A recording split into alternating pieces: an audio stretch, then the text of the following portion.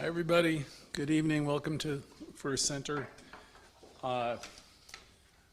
Welcome to our self-healing class. We call this our Louise Hay class. It's a class that I've been teaching for many years, probably since this book came out in the 1980s. Louise Hay was a pioneer in self-healing. She got her start here in New York City at our center, and this book went on to sell, I believe it was 86 million copies, and she was particularly important during the early AIDS crisis, where there wasn't medication so much as there was her book about self-healing. So we'll get into a little bit of it tonight.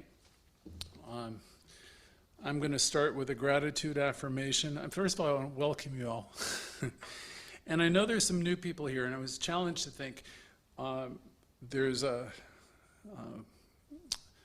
an afternoon presentation, which I tried to condense because I know we have some new folks here.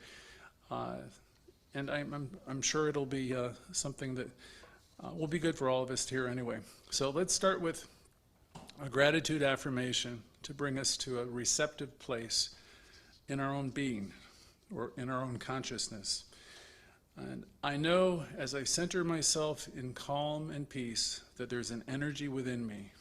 I invite it in and I can sense it.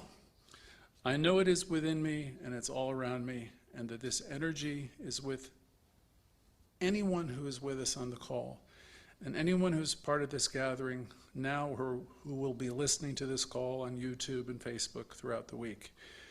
And as I center myself in realizing this perfect place, this energy within, there's gratitude for being alive, there's gratitude for being aware that this energy is here, and it responds to me, and it responds to each and every one of us.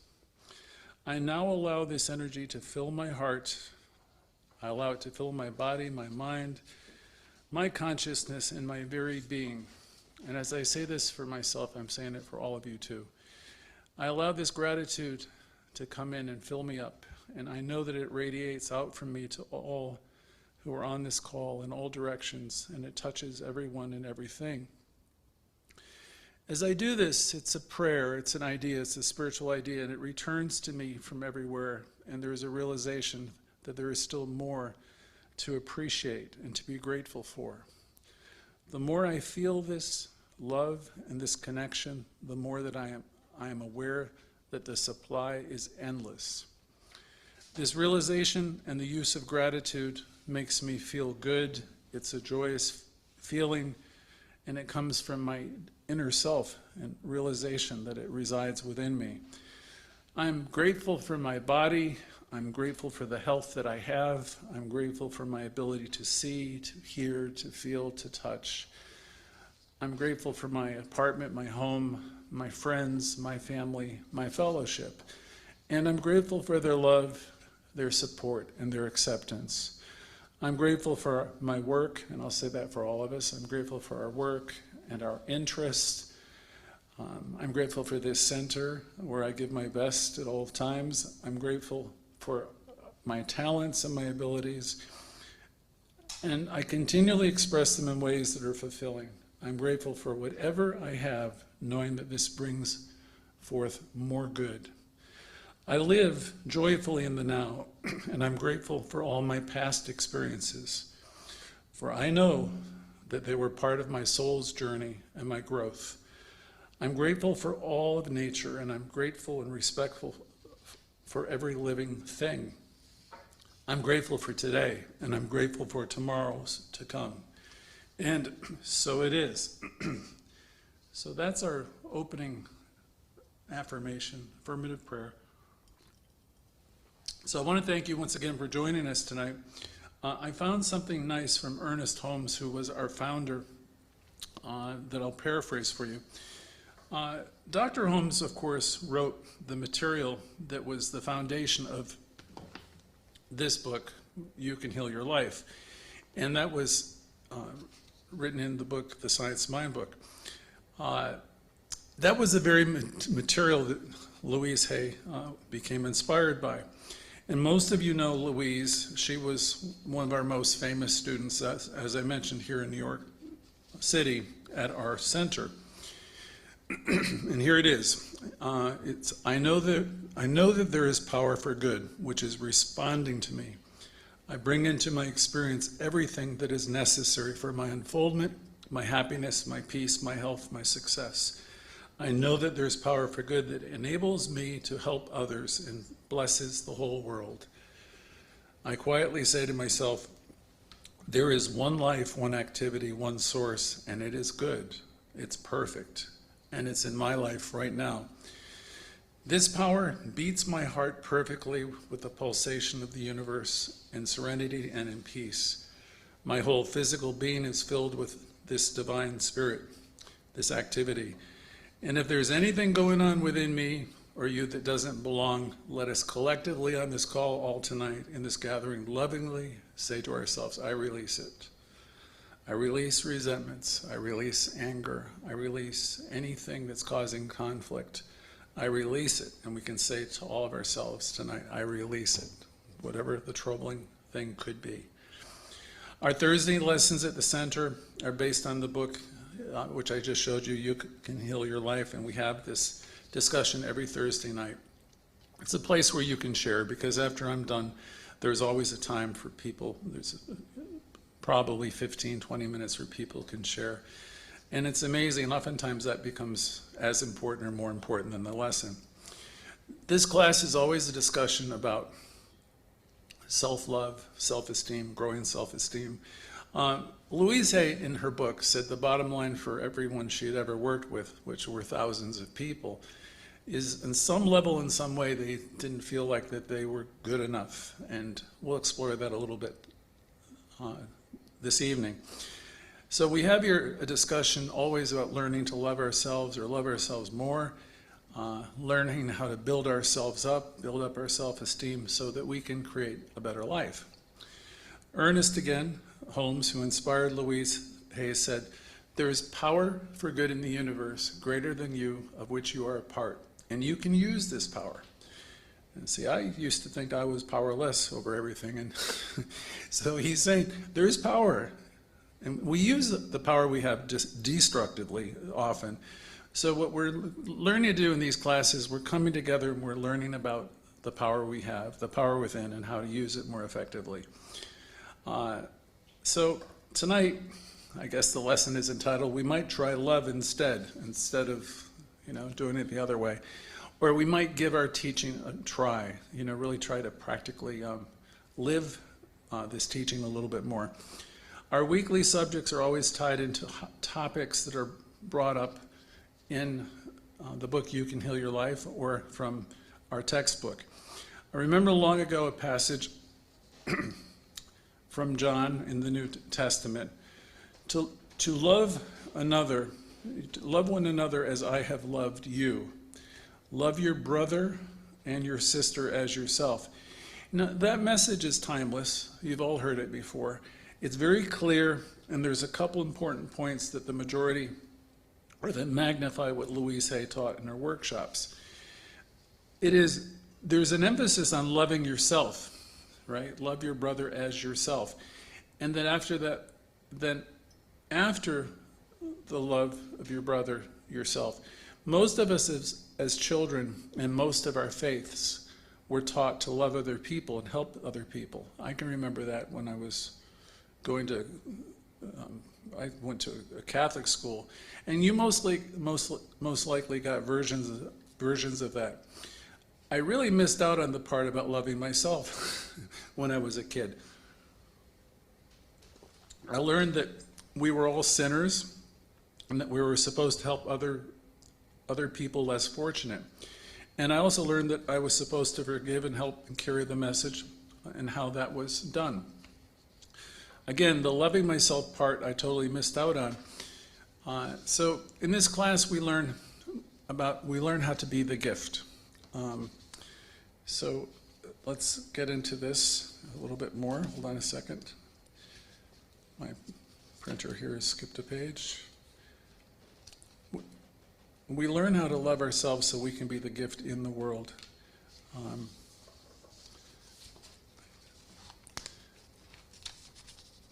a second. We have a microphone issue here. Technical issue here. Thank you for fixing that. When I was younger, my parents would tell me, to become humble and all of that. And the message, in fact, wasn't about loving myself. So we all got our messages and ideas from our early years. Most likely, you will agree that you got some type of programming and information from your family. And I would hazard a guess most of it wasn't the kind of messaging that would build you up all the time. I would get to be things like, oh, you're going to be just like your father. When my mother would say that would be a negative. Or, it would be, the messages weren't always to build up. And so what we do here is we attempt to change the messaging around. The messaging about loving yourself has been around for a long time. But the thing is, it's not been practiced so much. So the importance of this class is not to overlook the part that suggests loving yourself, because that's the part that's been overlooked. We've been taught to go out there and be missionaries and help the poor and help the sick and help everybody. But this particular class is about, charity begins at home and working on our inner dialogue. Throughout my life, I've seen loads of well-intentioned people trying to help people, and I've been one of them, and it's really beautiful. I know I've worked myself in agencies where I've witnessed people doing the impossible for others, and as I remember working all those extra hours with no pay, we got paid for the 30, 40 hours, but we were all working for 60 hours. And I remember most of these people, caretakers and caregivers, didn't always take very good care of themselves, and I was one of them for quite a while. So we were giving all of our time and all our passion and talent, and we have teachers on the call tonight, I'm aware, and we have therapists on the call tonight, and we have many people in 12-step programs who give away their time helping others. And we teach you here, life loves a giver. It's true. If you're one of these people, you have already been such a blessing to the world, and I want to acknowledge all of you who do whatever you do. And what you're doing is important. And it's also important for you to internalize how valuable you are. And that's the big missing piece for many. People can be very great with their friends and family, but they can be really tough on themselves. The piece, once again, for most of my colleagues and for our gathering tonight is, Louise totally got this. She said there needs to be love for you too, so you can really be the light and be the gift that the world needs. There needs to be joy for you in your life and peace for you too. Positive expectancy for you too.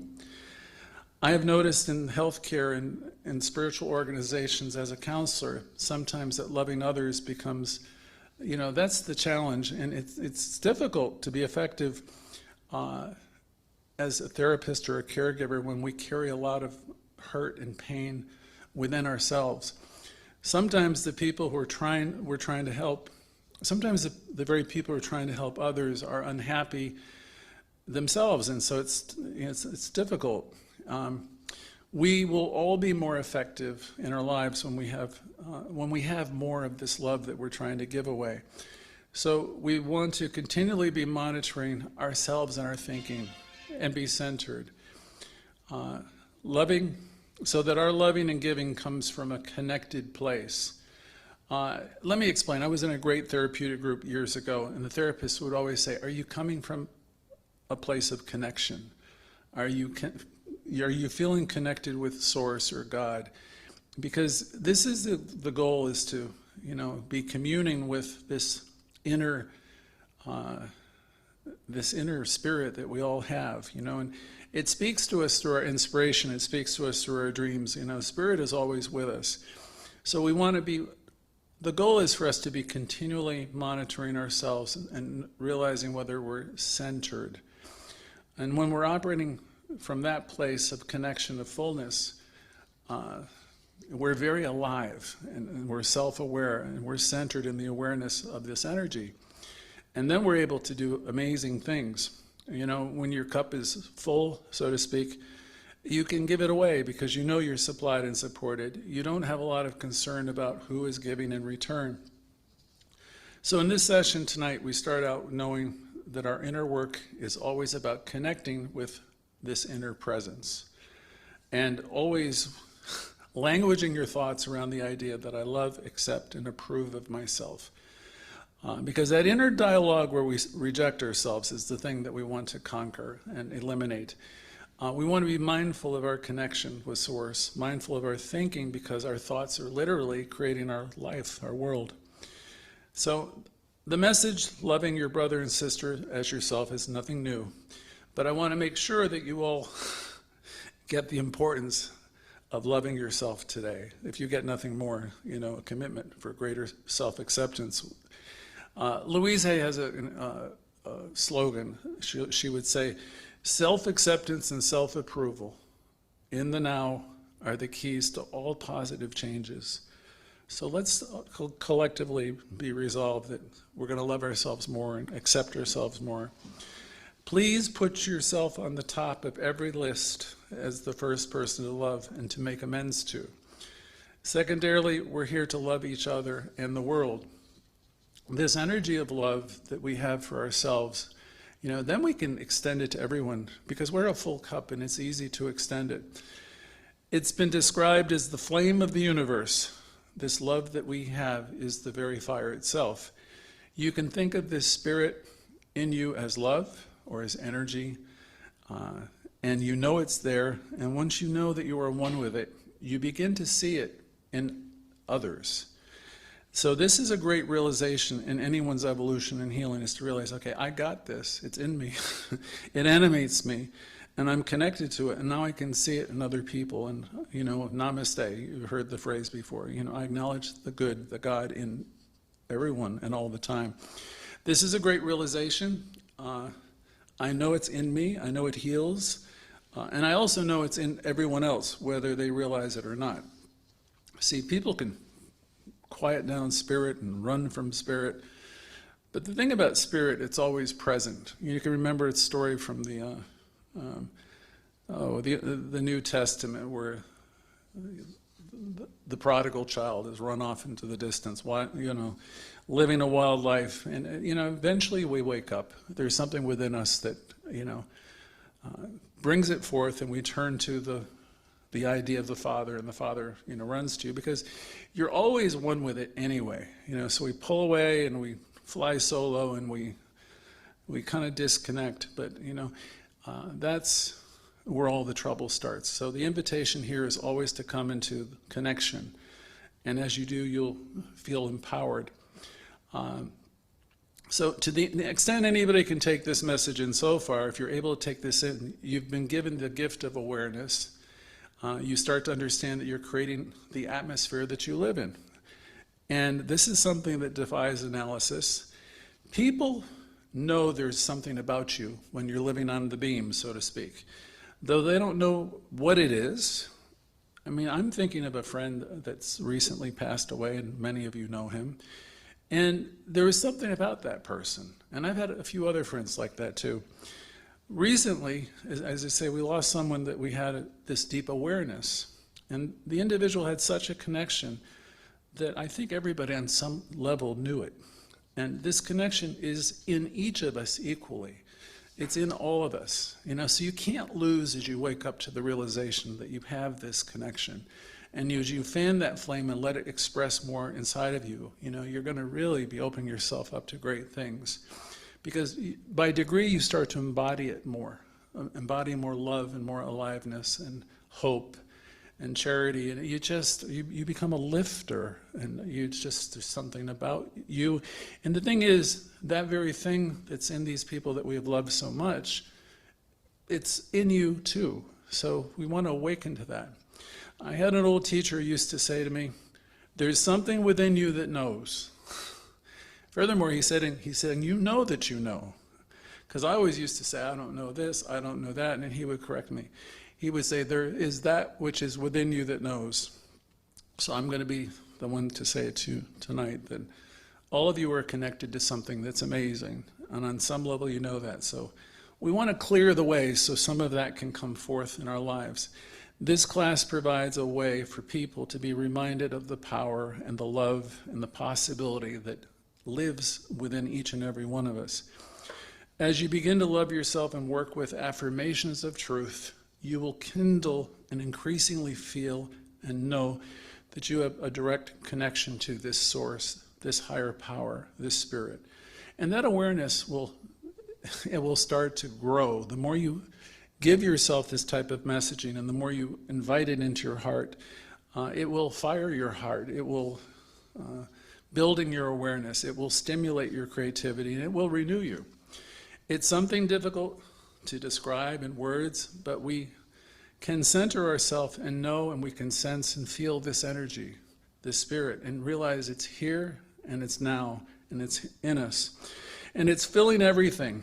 If I look around this room and the people in it and the people on the call and all the names I'm looking at, I know this spirit is in every last one of you. And it's exciting. This energy of love is here and it's everywhere. It's beyond this gathering, and it's in the people that are listening tonight and who will be listening through the week. And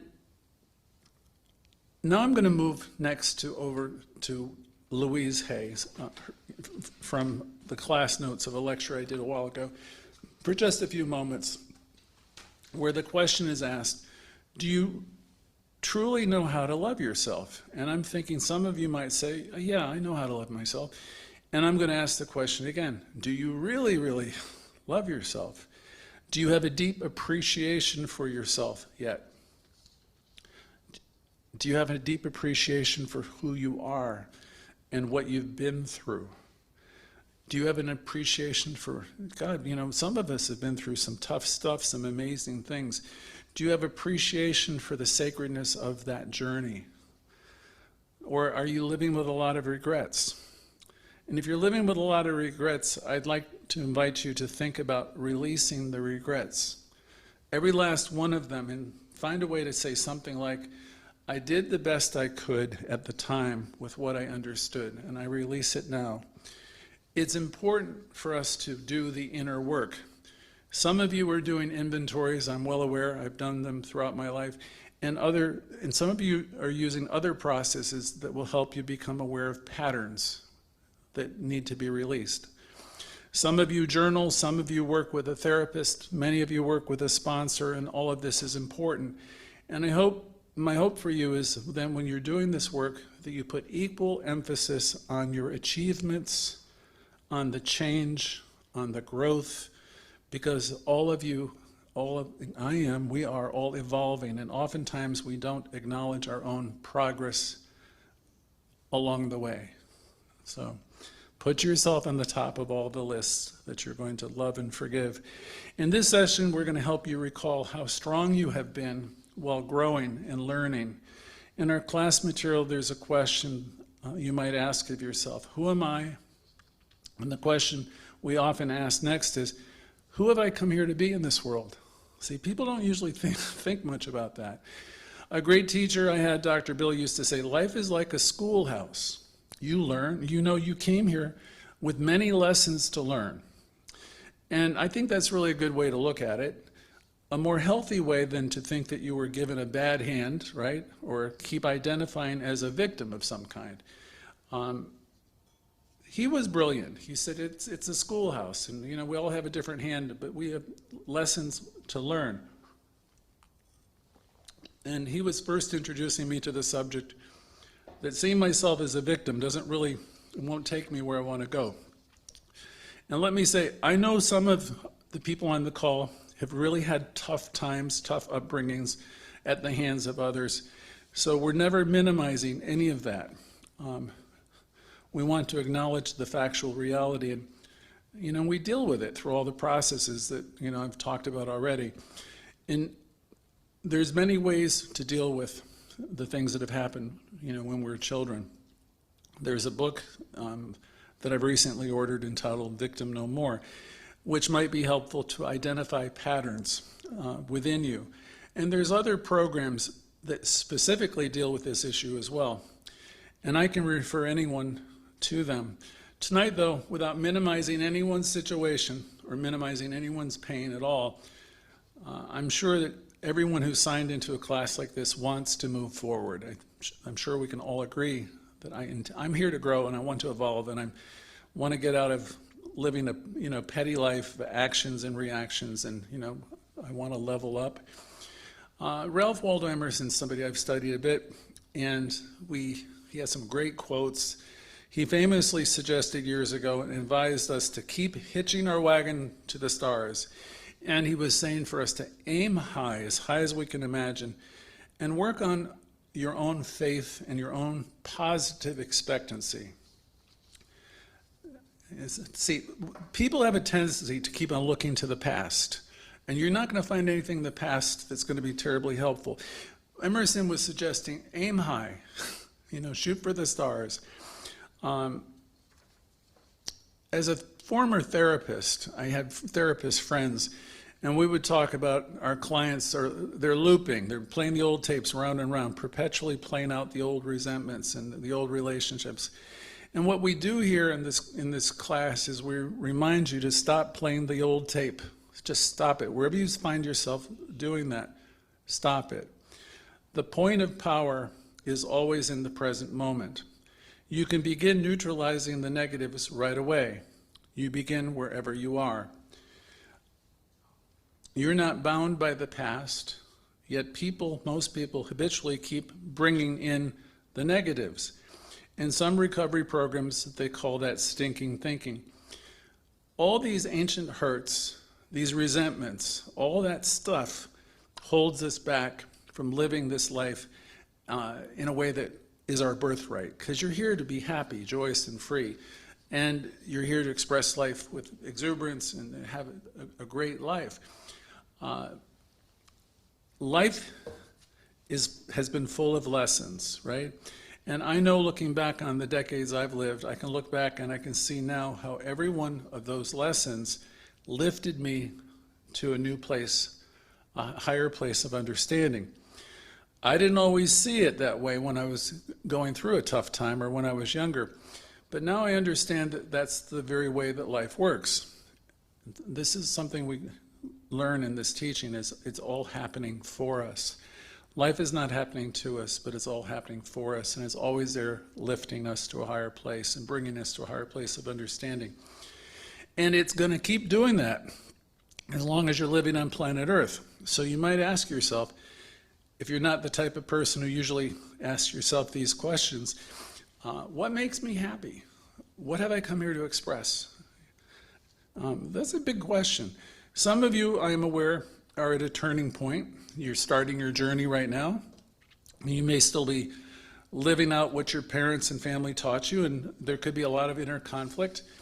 And I know you're longing for more, and that's normal, and that's really good. And you might be in what you think is the wrong job and the wrong relationship. You might be in a lot of places that you are unhappy. And then I would say, wherever you are is not wrong. You're in the perfect place, because this is it's a new place, it's a place of beginning. So here you are. Here we are in 2022, and there's a lot of things that used to serve us, lessons and messages from our childhood, ideas we had about people, places, and things that don't serve us anymore. So maybe we need to loosen the grip a little and let go of some of the things, and let go and let God, or let Spirit lead the way. And again, I'm trying to point out that there is that which is within you that will guide you if you slow down a little bit and get involved in some affirmative prayer and meditation. Because this Spirit that Emerson spoke about, he said the dice of God are always loaded, and all he meant by that is Spirit continually will keep bringing you the messaging. I call it divine discontent. It'll be what you need to do to step up and move forward. So as we get honest with ourselves and start working with these patterns, they will diminish and things will change, once you make a beginning. This group every Thursday really helps support people to build up their self-esteem and to live in a new way. So we become open to new information and creative ways to love ourselves. This is a place where you can go to build yourself up. This class has been in operation for decades now. I've been teaching it for decades, and it's always reminding people probably just the opposite of what you're saying to yourself. We're reminding you of how great you are and how wonderful you are and the possibilities that exist within you. And maybe it's time to accept different parts of ourselves. Because we all have these quirks and peculiar things. I mean, we all have stuff, right? And we tend to be a little bit embarrassed about them.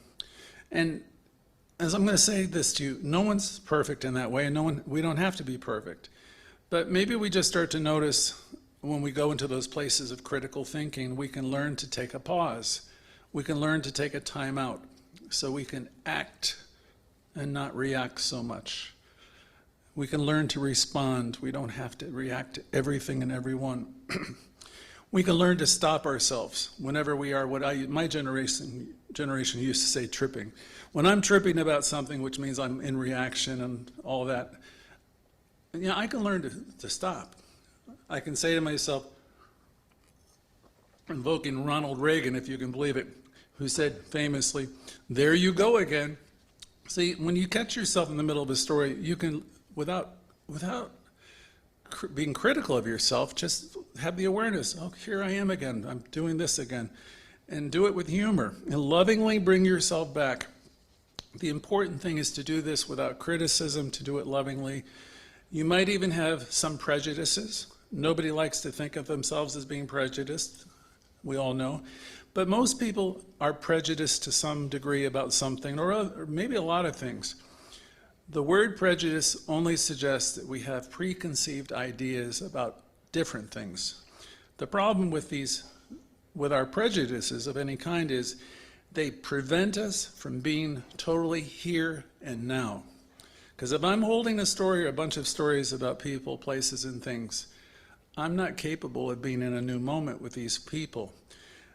Our prejudices, however small, prevent us from being in the moment with anyone.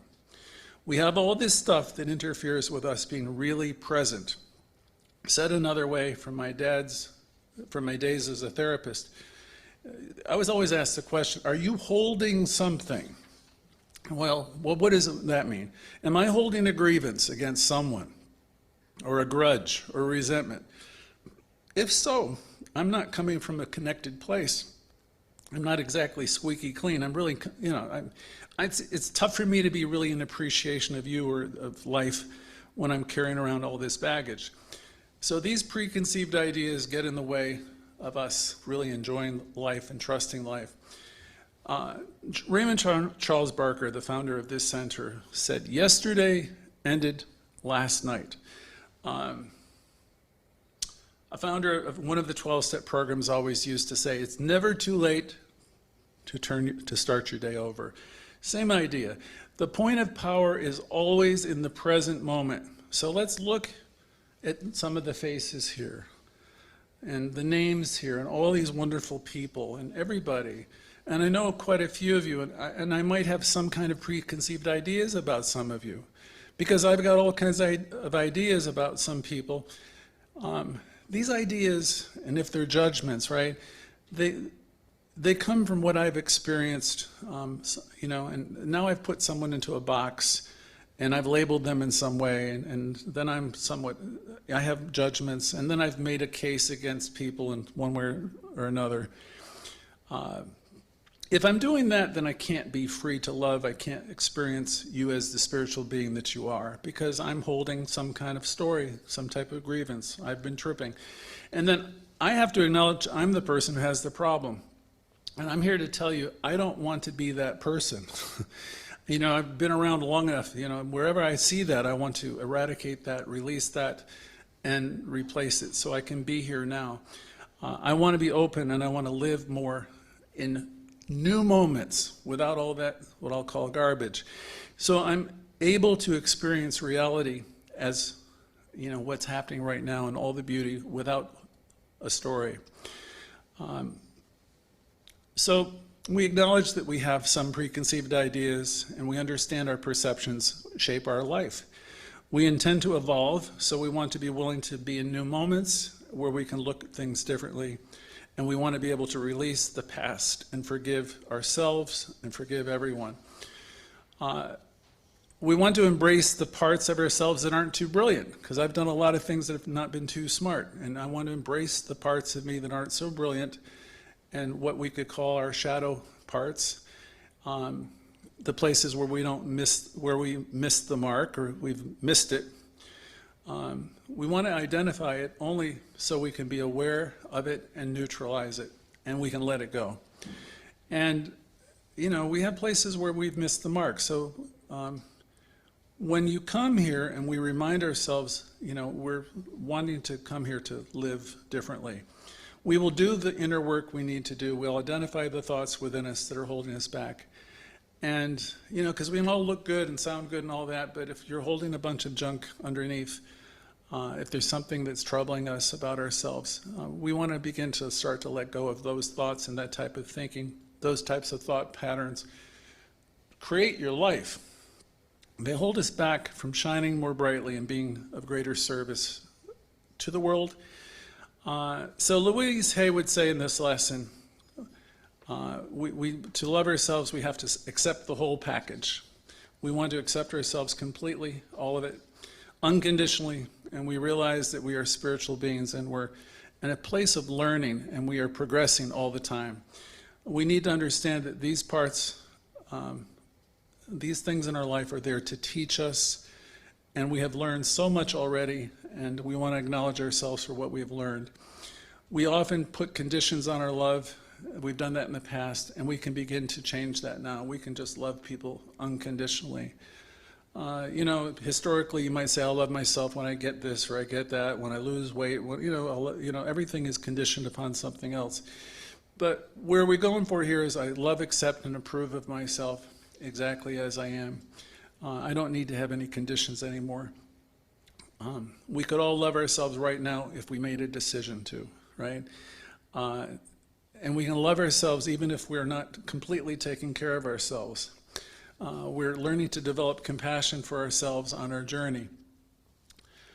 Maybe some of you have not yet learned how to eat what you consider the right foods yet, or got a handle on this, or maybe some of you are wrestling with something else. Recently, I heard from someone who's struggling with cigarettes, and another person, alcohol. Whatever it is that you're experiencing, you can still begin the process. And you could say to yourself, I release the need to be perfect. I'm willing to start loving myself now.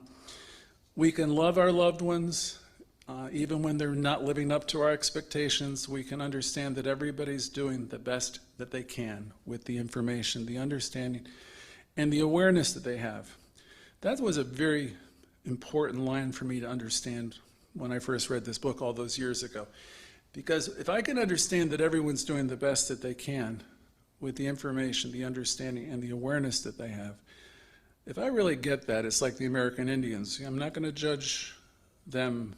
I haven't walked a mile in their moccasins. I'm releasing the need to judge. And that's time into loving your brother as yourself. And you realize, okay, I've made mistakes. They're making mistakes.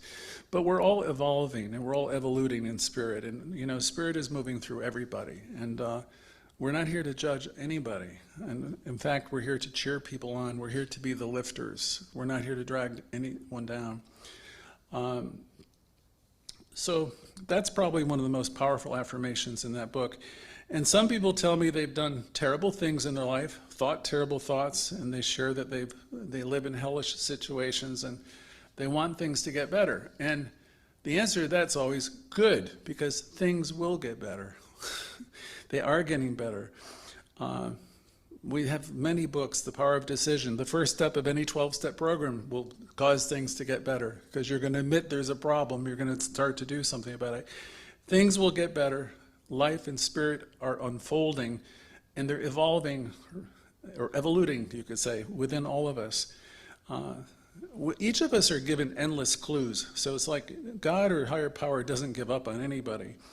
There was an old joke when I entered recovery, and it was this: I didn't come here because I saw the light. I came in here because I felt the heat. And that was very much true. So, you're brought to places in your life where you get to make choices. The universe will work its way out in your dreams and your quiet moments, your conscience. It's always there attempting to get your attention, bringing you the right people at the right time. And many of you on this call understand that this weekly gathering is here to build you up. I believe it was Emerson who said, life never tarries with yesterday, it goes forward. It's always going forward, so let us start embracing some of this. Say to yourself, I love, accept, and approve of myself exactly as I am. And you might put that one on a yellow sticky note. You might put that on your mirror, on your refrigerator, because you really can't say that one enough. I love, accept, and approve of myself exactly as I am. One thing's for sure, when you develop that capacity for self-esteem, with that capacity, your self-esteem grows with you, within you, and you'll begin to have the ability to accept other people as you find them. And you'll notice they don't bother you anymore. Because when you love yourself, everything in your life becomes easier and works better. You'll be happier, and you'll be able to extend that compassion and love everywhere. There's power for good operating in your life, and you can definitely use it. You can heal your life, and as you learn to do this, you help everyone else. We are in charge of our own thoughts. We're in charge of our own lives. So the next segment of this class would talk about the downside. If you're not willing to love yourself, then you're not, if you're not willing to love yourself, then you're not going to change. If you're not willing to love yourself today, then most likely you won't be willing to do it tomorrow either. Because if your life is built upon excuses, it'll be very difficult to move forward. My dad used to say to me when I was younger, Greg, if you wait for every light to turn green, you're never going to get out of town. So what I'm saying to you all tonight is, you can make a decision here and now that I deserve a better life. I'm one with Spirit, and Spirit is attempting to get my attention. Somehow, some way, I wound up in this class where people are every week going to remind me that I'm valuable, and my thoughts are important, and that I'm meant for great things. We teach you here, as Ernest Holmes said, that each of you are an individualization of this God life. So, people look for God everywhere, and they don't realize that the power that they're looking for resides within them, and you can learn how to use it. So you want to stop the negative chatter wherever you see it in your inner dialogue. Wherever you say, I'm not good enough, or I'm not okay, wherever you find yourself thinking that you're unforgivable, you want to stop all that and say to yourself, this is a new moment, this is a place of beginning. And tell yourself, again, I love, accept, and approve of myself exactly as I am. As you learn to powerfully and passionately embrace this type of messaging, your life will begin to reflect that understanding. And then, the places you will go. Things will change, and they will happen quickly. We have a powerful prayer process here. It's nothing, it's just a process that we can teach you. It's called affirmative prayer. And it's a little bit more than an affirmation, because you really get to a point where you are at belief. And when you really build up that inner confidence and knowledge and that faith, then things seem to demonstrate more quickly. But it starts by making a decision. Louise famously said in her book, it's like cleaning a house. You begin wherever you are, one thought at a time and one day at a time. So keep telling yourselves, I am supplied and supported. And whatever is happening for your good, and whatever is happening is God and Spirit in your life. If you keep doing that, you will train yourself to see the truth. And then the next part of it, you'll start to move your feet.